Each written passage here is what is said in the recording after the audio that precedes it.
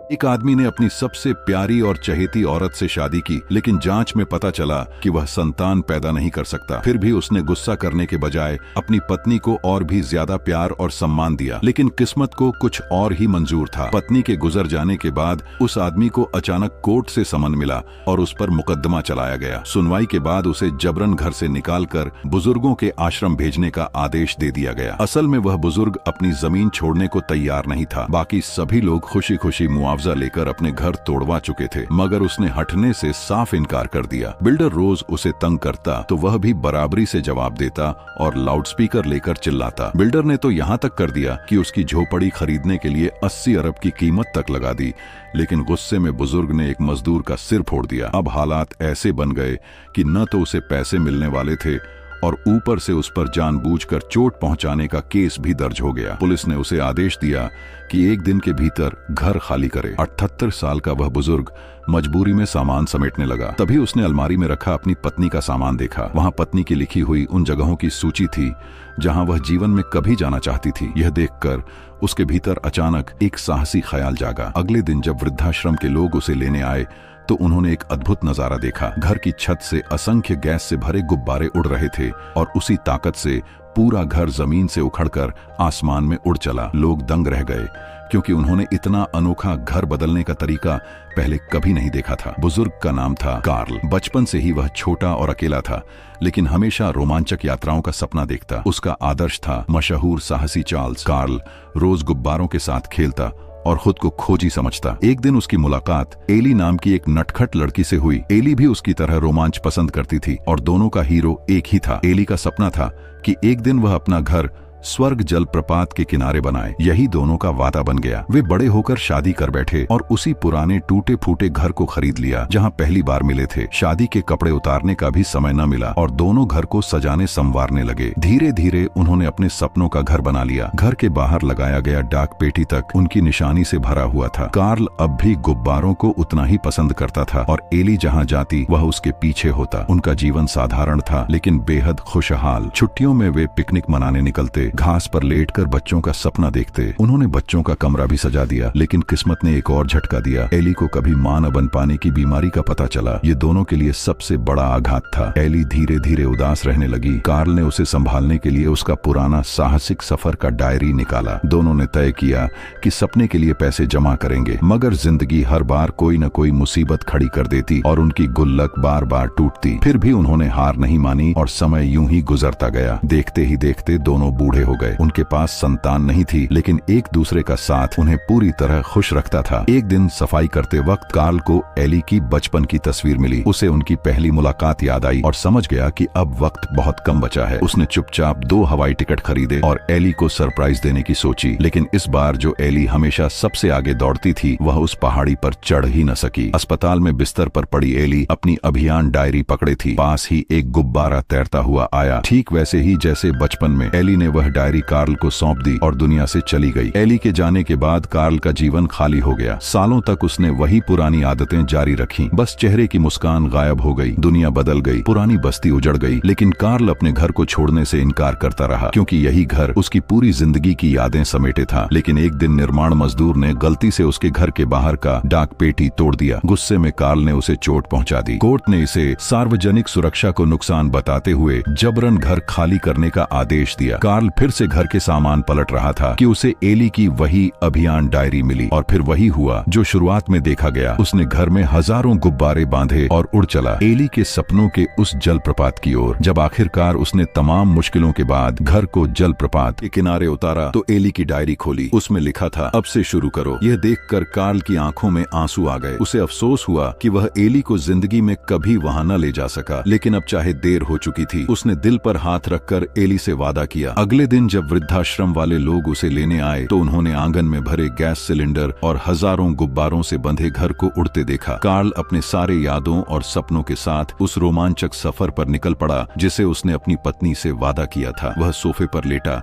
चैन की सांस ली। तभी अचानक दरवाजे पर जोर जोर से दस्तक हुई। पहले तो उसने सोचा कि उसके बूढ़े कान धोखा दे रहे हैं, लेकिन आवाज दोबारा आई। उसने दरवाजा खोला तो सामने नीला आसमान और सफेद बादल फैले थे, और तभी दरवाजे पर एक छोटा गोल मटोल लड़का खड़ा था। रसेल, वह आसपास के स्कूल का छात्र और स्वयंसेवक था। असल में तो वह कार्ल का घर बदलवाने में मदद करने आया था, लेकिन गलती से उड़ते हुए घर पर ही चढ़ गया। कार्ल का दिल पिघल गया और उसने डर से कांप रहे रसेल को घर के भीतर बुला लिया। लेकिन यह छोटा मोटू तो बड़ा ही जल्दी घुल मिल जाने वाला था। सीधा जाकर उसने कार्ल के दिशा नियंत्रक पहिए से खेलना शुरू कर दिया। कभी दाएं घुमाता, कभी बाएं। लगभग कार्ल की कमर तोड़ ही दी। तभी खिड़की से बाहर गगनचुंबी इमारत देखकर रसेल का ध्यान बंट गया और उसने पहिया छोड़ दिया। वह हैरानी से बोला, बाहर की इमारत कितनी ऊंची है, लगता है हाथ बढ़ाऊं तो छू लूं। रसेल की इस बात ने कार्ल को सोचने पर मजबूर किया कि क्यों ना उसे बाहर इमारत पर उतार दे ताकि वह घर वापस चला जाए। लेकिन यह योजना उसके भारी शरीर और शरारती स्वभाव को देखते हुए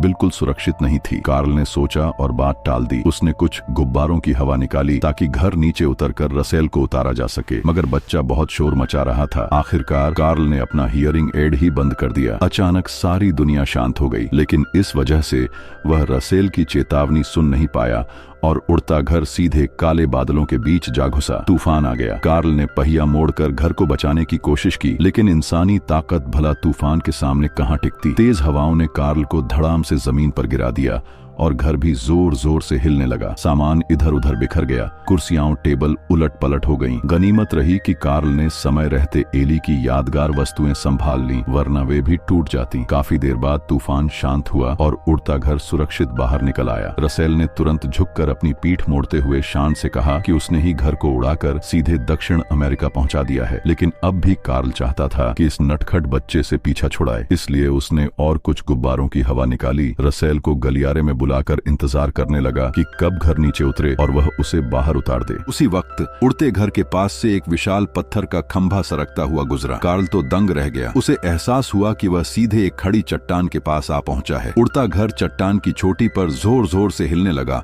और अचानक के झटकों में कार्ल और रसेल दोनों घर से बाहर गिर पड़े। दोनों का वजन हटते ही घर फिर से आसमान में उड़ने लगा। आखिरी मौके पर कार्ल ने कमर दर्द को झेलते हुए जमीन से उठकर पाइप पकड़ लिया और उसे कसकर थाम लिया। रसेल भी हार मानने वाला नहीं था। उसने कार्ल की टांग पकड़ ली। दोनों की कोशिशों से घर को फिर से खाई से खींच लाए। तभी धुंध हट गई और कार्ल ने देखा, सामने ही था स्वर्ग जल प्रपात। वह दृश्य इतना सुंदर था कि कार्ल बस देखता ही रह गया। मगर समस्या यह थी कि अब दोनों फिर से घर पर चढ़ नहीं सकते थे। मजबूरी में उन्हें रस्सी पकड़कर घर को घसीटते हुए जलप्रपात की ओर बढ़ना पड़ा। सफर शुरू हुए कुछ ही देर हुई थी कि भारी भरकम रसेल थक गया और जिद करने लगा कि उसे शौच जाना है। उसने गड्ढा खोदकर काम निपटाया और फिर चोरी छिपे चॉकलेट खाने बैठ गया, ताकत जुटाने के लिए। लेकिन तभी झाड़ियों से एक विशाल रंग बिरंगी चिड़िया निकल आई और रसेल की चॉकलेट खाने लगी। यह अद्भुत पक्षी था केविन। सालों पहले कार्ल का आदर्श मशहूर खोजी मंच दक्षिण अमेरिका से इसी चिड़िया का कंकाल लाया था, मगर एडवेंचर एसोसिएशन ने इसे नकली बता दिया और उसकी सदस्यता तक छीन ली। अपनी इज्जत बचाने के लिए मंट्स ने कसम खाई थी कि वह असली जीवित केविन को पकड़ कर लाएगा, और तभी से वह कई दशकों तक गायब हो गया था। लेकिन आज कार्ल ने उसी जीवित केविन को अपनी आंखों से देख लिया। रसेल की जिद के आगे झुककर कार्ल ने अनुमति दी कि वह केविन को साथ ले चले। तभी उन्हें और भी हैरानी हुई जब जंगल में बोलती आवाज सुनाई दी। पास जाकर देखा तो कोई इंसान नहीं बल्कि एक कुत्ता था। उसने अपना नाम बताया, डग। गले में बंधे विशेष कॉलर की वजह से वह इंसानों की भाषा बोल सकता था। उसका काम था इसी विशाल पक्षी को पकड़ना। कार्ल को विश्वास ही नहीं हो रहा था। उसकी अकेली रोमांच यात्रा अब 3 नए मुसीबतों के साथ हो गई थी। एक नटखट बच्चा, एक शोर मचाने वाला पंछी और एक बोलने वाला कुत्ता। यह तो मानो रामायण की तरह का लंबा सफर बनने लगा था। ऐसी हालत में तो वे कभी स्वर्ग जल प्रपात तक नहीं पहुंच सकते थे, उल्टा घर भी खतरे में पड़ सकता था। कार्ल ने चालाकी दिखाई। अपने छड़ी के सिरे पर लगे टेनिस बॉल से डग का ध्यान भटकाया और चॉकलेट फेंककर केविन को भी दूर किया। फिर रसेल को खींचकर तेजी से भाग निकला। उसे लगा अब वह बच निकलेगा, लेकिन सारी कोशिश बेकार साबित हुई। रात को मूसलाधार बारिश हुई, फिर भी वे पीछा छुड़ा न सके। अगली सुबह केविन ने घर से खाना चुराकर अपने बच्चों को खिला दिया और उसके जाते ही झाड़ियों से 3 खूंखार कुत्ते निकल पड़े। असल में वे सब डग के साथी थे और उसी मालिक के आदेश पर केविन को खोज रहे थे। उसे न पकड़ पाने पर अब उन्होंने कार्ल और रसेल को घसीटकर